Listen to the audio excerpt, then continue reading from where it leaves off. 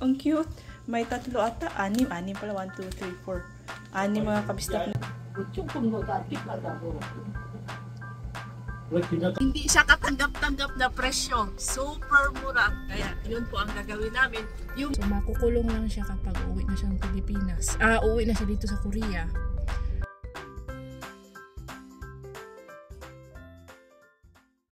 Hello guys, last day of class. Ha? Udiso.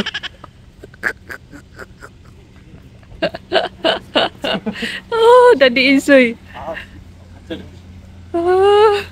Hello guys. Ikaw mo kasi po.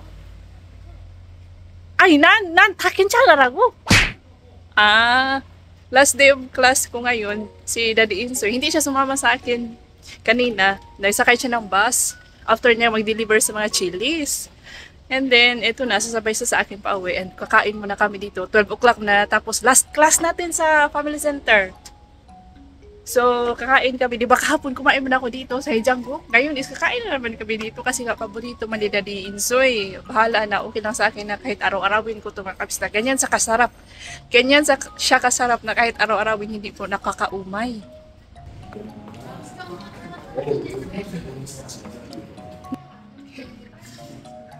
Hindi siya nakakasawa. Diyan lang po na sabi niya. Ngayon lang niya napansin ang aking haircut. Hello mga kabisdak! Welcome back sa ating channel. At welcome back din sa Hejangguk Restaurant. Di ba kahapon sa last vlog ko, dito man ako kumain mag-isa. Ngayon is kasama ko na si Daddy Insoy. Hindi po ako nagsasawa sa Hejangguk kaya kaya ko po siyang kainin kahit na araw-araw guys. Si Daddy Insoy, Hejangtang ang sa kanya, sa akin ang Hejangguk. Mas mahal konti yung sa kanya dahil ang gamit is yung beef, yung honeycomb na tripe. Sa akin is beef tripe, yung tuwalya ng baka. Sa kanya yung puti. Mas malambot kasi yun, kaya medyo mas mahal. Maraming salamat po sa nag-comment sa ating vlog kahapon. Nakalimutan ko po ang ano sa English ang tuwalya. Kay Daddy Insoy, Hejangtang, may beef tripe at honeycomb. Pinaghalo yung kanyang mga tuwalya ng baka, mga kabisdak, may puti at yung itim. Nurang tong duck mga kabisdak. It's. O, diba hanggang it's lang si Azuma kapag nakakita ng pogi ay wala na. Nagiging speechless. Kasi parang familiar talaga sa akin itong kanilang endorser mga kabisdak. Kaya nanghingi na ako ng photocard dito sa Nurang tong duck na restaurant. Bagong open po ito na chicken restaurant dito sa amin guys, sa aming bayan. Uradak chicken. Close ba? Buya iki?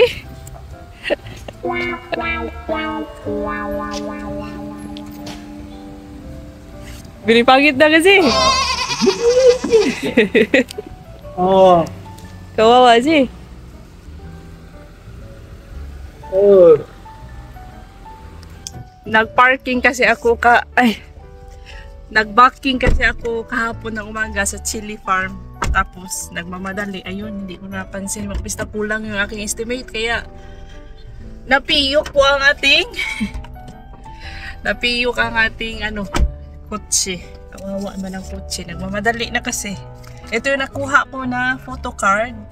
Sino nga ito, ha? Paki-comment mga kabisdak sa nakakilala kasi familiar talaga yung kanyang face. Ayan ba yung model nila, endorser nila? Napakagwapo, parang familiar talaga ang kanyang mukha. 맘스터치 가자. 맘스터치. 스타트 3 o'clock daw.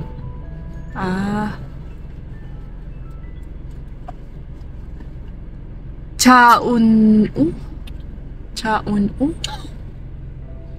Ito yung kanyang laman mga kabisdak dito sa may photocard.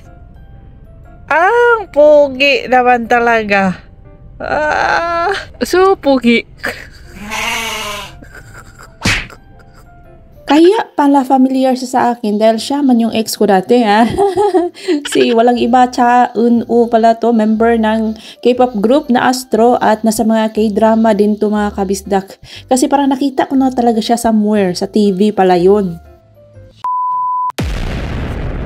Sa police station na tayo. I think you went here before. That time we got talking. You shouted at them? Why? 아, very minor soul doing more something. 이런 야. You are me, 어? You How are can me. you sell me? You're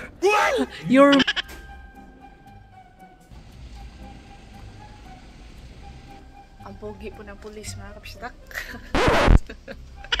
So ayun, nag-uusap pa sila na din at ng police officer.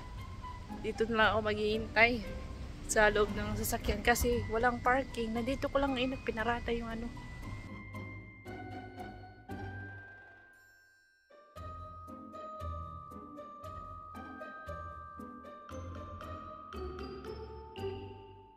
So ayun ang story, nagreklamo na si Daddy Insoy dito last week. Tapos ang sabi is mahirap daw hulihin. Sabi ng police officer. So nagalit si Daddy Insoy. Sabi niya, bakit mahirap? Kung kayo nga yung nasa lugar ko, tapos ako yung police at sasabihin ko sa inyo mahirap yung mahirap na ipapahuli yung contractor. Anong mafe-feel nyo? Kaya sinigawan niya yung trabaho nyo yan, o ganun, ginano niya mga kapistag yung police officer, trabaho nyo yan, so gawin nyo yung dapat gawin. I think yung contractor is nasa abroad na, kasi kapag tinatawagan hindi na nga out of coverage area, ganun, wala, operator lang yung sumasagot, meaning na lumayas na yun, o kapag ganun mga kapistag wala na tayong pag-asa. So makukulong lang siya kapag uuwi na siyang Pilipinas, uuwi na siya dito sa Korea. Kung hindi siya magbabayad is makukulong daw siya. Ganon. Pero ngayon, wala. Nasa abroad. Maghihintay na lang tayo kung kailan siya uwi ng Korea. Saka siya mahuhuli. Sayang. Yung ating perang pinaghirapan. Malaki-laki din yun mga kabisdak. Si Daddy Insoy kasi kasalanan din niya. Kasi nagtiwala siya agad sa taong hindi niya kilalang lubos. So wala din naman, hindi din naman siya na-expect na lulukuhin siya. So ayun, so lesson learned, wag po talaga kayo magtiwala if about money, kahit sa kapamilya nyo pa. Talagang talagang walang mapagkakatiwalaan when it comes to money, kasi money is the root of all evil. Tama nga yung kasabihan na yan. Ay, sige lang. Makikita pa naman ang pera mga kabisdak. So ang importante na may nakuha, may napulot kaming aral, yun yung importante. So sige lang, pagtrabahoan natin ulit yung pera. Ang bilis talaga maglakad ng mga Koreano, guys. Itong si Daddy Insoy super bilis, parang gusto niyang lumipad. Nagmamadali kasi nag-crave yan kanina pa ng French fries dito sa Mom's Touch. So ayun nga mga kamisdak, sad kami sa nangyari sa ating bahay at na-fail namin alam niyo si Bianan, malaki ang naitulong niya sa amin. Malaking pera po ang kanyang itinulong para ma-renovate ang bahay namin mga kabisdak. So ayun, nahihiya kami at Daddy Insoy, syempre si Daddy Insoy, he felt sorry for his mom. 값이 너무 싸서 개새끼들 안 팔아. 다시 가져와. 너무 싸. 와, 나 15,000원. 그래 다시 가져오라 그랬어. 이 새끼. 아이고 그 아무리 그래도 그렇지. 그래서 그 우리가 고춧가루를 만들자고. 10박스인데 괜찮겠어요? 안녕하세요. 너무 많지? 그렇게 해. 가지러 가.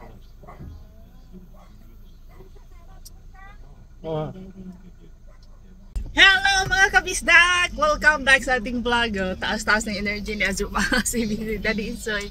So, ang guys, ang gagawin natin today, nagtinda kami kahapon ng ng mga chilies natin, yung red chili, kasi nga nag-start namang mag-harvest kami ng mga red chili, yung hungkutsu. Ang mga kabisdak, super cheap ng bili doon sa Seoul.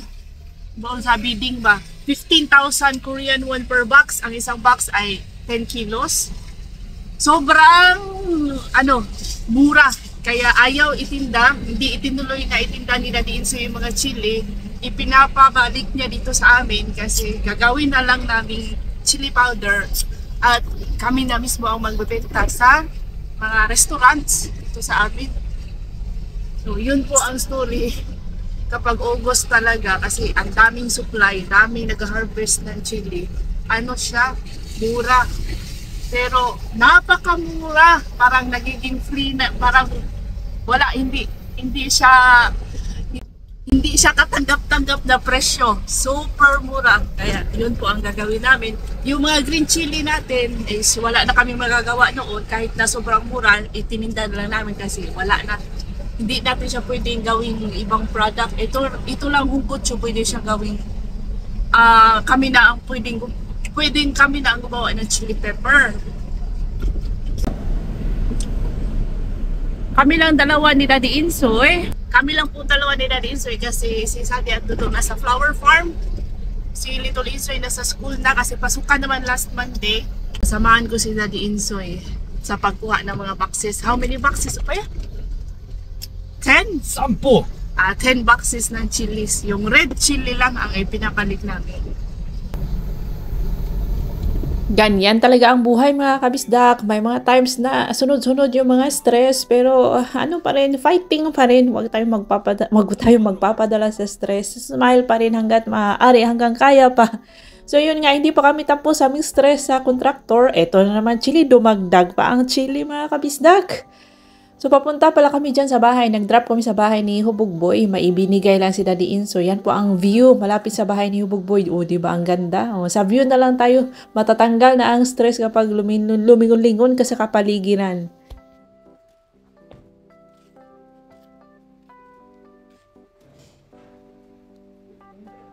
Eto na po, naibalik na ang 10 boxes ng mga hungkutsu or yung mga pulang chili mga kabisdak. Ayan, habang nagdidiskarga si Daddy Insoy dyan, ako naman is pumunta sa pension. Nandito kasi ang truck nakapark sa tapat ng pension guys, kaya naglinis na rin ako kasi may 4 na rooms akong kailangang linisan that morning. Kakatapos ko lang maglinis sa pension. Tinawagan ko si Daddy Insoy na. Saan man siya? So, tinawagan ko si Daddy Insoy, nagpakuha ako sa kanya. Nauna na siya umuwi sa bahay para hugasan itong chili. Sila ni Bianan ang naghugas. Tapos pupunasan ito pa isa-isa mga kabisdak para mas mabilis na ma-dry. Gamit yung parang fridge, yung sinasara ni Daddy Insoy. Ayan, dapat mong one by one i-check ang mga red chilies para tingnan kung may uod ba or yung iba is half na may konting nabubulok na part. Kailangan na po yung itapon.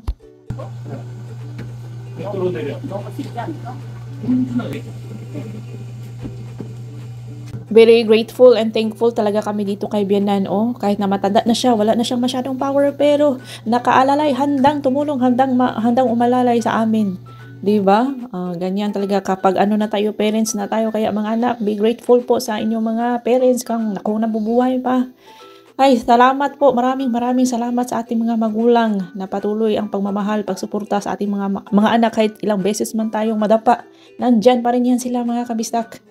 Ay, so thank you talaga. Si Umuni po ang tawag ko kay mother-in-law. Pero mas prefer ko ang word na uma, kaya uma po ang palagi kong tinatawag sa kanya. For lunch, itry po natin itong pasalubong ni Sagon Ajubunim. Tingnan nyo guys, ang cute ng packaging. Talagang ano pa nila ang cute. May 3 ata, 6 pala, 1, 2, 3, 4. 6 mga kabistak na ganito. Ayaw ni Daddy Insoy sa Japanese product. Yan ang cute talaga, promise. Iba talaga ang mga Hapon. Tingnan niyo ang Korean, ganito lang, simple lang ang bukso. Same ito mga kabistak. Same ito. Buckwheat noodle. Ay, ito pala yung buckwheat. Ito is, wheat. Made from wheat. Nakukyutan po ako sa kanilang way na tinatali pa isa-isa para siyang diploma mga kabisdak. Pero nung kalaunan, parang matrabaho man kasi kailangan ko pang kubarin. Kailangan ko pang tanggalin yung nakatape na parang papel sa gitna. Pa isa-isa mga kabisdak, parang it takes time. Pero sige lang. Guys, maganda siya tingnan kasi at ang cute talaga and talaga, winner pong mga Japanese winners. Para sa akin, winner ang kanilang packaging.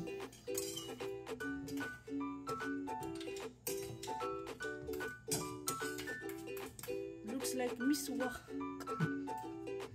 Ito yung gusto ko kay Daddy Insoy dahil kapag nakikita niyang busy ako, busy kaming lahat, wala nang time, nagugutom at napapagod na, ay tumutulong po siya sa akin sa kusina, hindi niya ako pinapabayaan. Unlike sa kanyang mga kuya na, wala ano lang, nakaupo lang, naghihintay lang na i-serve yung mga pagkain sa kanila. Si Binan is nag-late breakfast daw siya, busog pa, kaya hindi daw siya sasabay sa amin. Pero nilutuan ko na siya ng myon, ng pansit, hindi ko lang siya ibinabad sa sauce para hindi siya magsagi. Ayan mga kabisda, kain. Itong recipe na to ay tinatawag na, anong tawag dito mga kabisda ko? Ay, nakalimutan ko.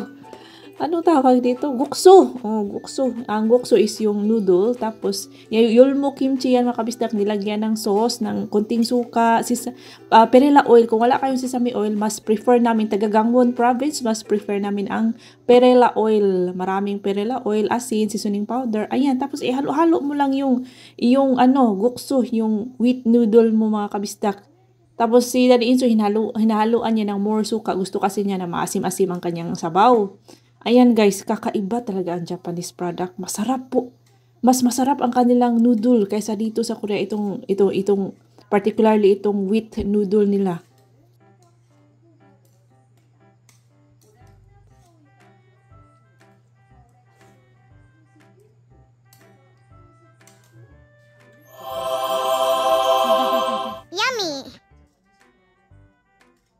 Etong si Daddy Insoy, hate niya po ang Japan. Oh, secret natin yun mga kabistak ha. Mostly ang mga Koreans. Dahil sa history, di ba, na-oppressed man sila ng mga Hapon, ng mga Japanese. Sinakop sila ng mga Japanese dati. So, minalupitan sila. Kaya hanggang ngayon is yung damdamin nila is mayroon pa ding kirot. So, ayun mga kabisdak, hindi pwedeng sabihin niyang masarap ang Japanese na myon, kasi parang tinatry doon niya daw ang Korea. Jesus. Pero sa totoo lang, masarap talaga. Mas nasasarapan for me, mas nasasarapan po ako sa mga pagkaing Japanese. Masarap din naman ang Koreans. Masarap po ang Korean food, pero para sa akin, mas masarap po ang Japanese. May mga food na mas masarap ang Japanese. May mga food din na mas masarap ang Korean. So, ayun, etong kanilang myon, itong kanilang wheat noodle ay winner talaga. Super kakaiba yung texture ng kanilang noodles mga kabisda compared sa Korean na wheat noodle. So anyways, maraming salamat po sa ating mga solid kabisdak viewers, sa ating mga silent viewers, mga bagong subscribers. Welcome po sa ating channel. Welcome sa ating mga active sa comment section. Maraming salamat po. Shout out Renario family in Quezon City. Happy 20th birthday sa anak ni Ma'am Maria Cynthia Flores sa August 29. Happy birthday. Hello kay Ma'am Emma Bernisto. Happy viewing Ma'am Emma Bernisto. Sa lahat ng mga viewers natin, maraming salamat po sa inyong patuloy na panunood at suporta sa ating munting channel. You can also follow me on my Facebook page, Bisdak in Korea. Doon kasi halos everyday po ako nag-upload ng mga short videos and photos. So doon para updated tayo lagi mga kabisdak. Stay connected sa ating life in the countryside.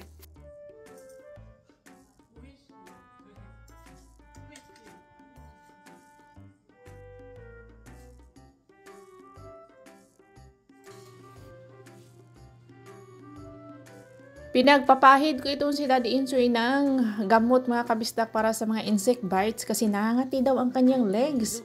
Dahil nga hindi man yan ayaw ni Daddy Insoy magsuot ng pants mga kabisdak tuwing summer kasi ang init-init daw. So yung mga damo, kapag pupunta kami sa farm, may mga damo, syempre may mga insekto, ayan pumapasok sa kaloob-looban ng kanyang shorts kaya namumula, kawawa tuloy ang kanyang legs, namumula at nagburot-burot. So, sige lang, ganyan naman talaga ang buhay tuwing summer. Kapag summer, maraming lamok, maraming mga insekto, may mga ahas, lumalabas sila mga kabisdak. Kapag winter, ay magiging flawless na naman kami ulit tuwing winter. Ano mo?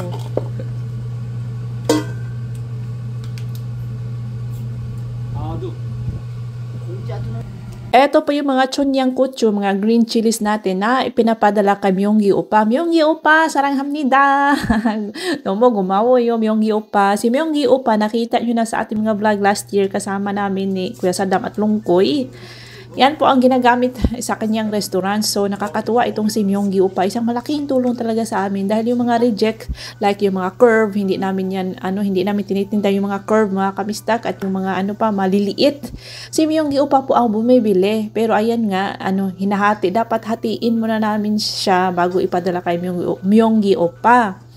Ayan, very thankful talaga dahil walang nasasayang. Ang nasasayang lang sa green chilies ay yung may mga uod. Yun lang po ang tinatapo namin. Pero the rest is naititinda natin. Medyo hindi siya mahal. Okay lang. Pero okay na guys. Kaysa naman itapon, di ba? May kikitain pa rin tayo dito sa mga reject na mga green chilies.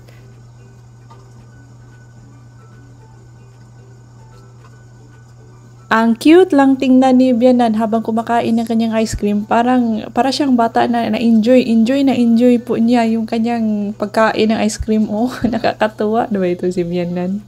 Anyways, that's all for today's video mga kabisdak. Thank you so much for watching. See you on my next vlog. Ingat lahat!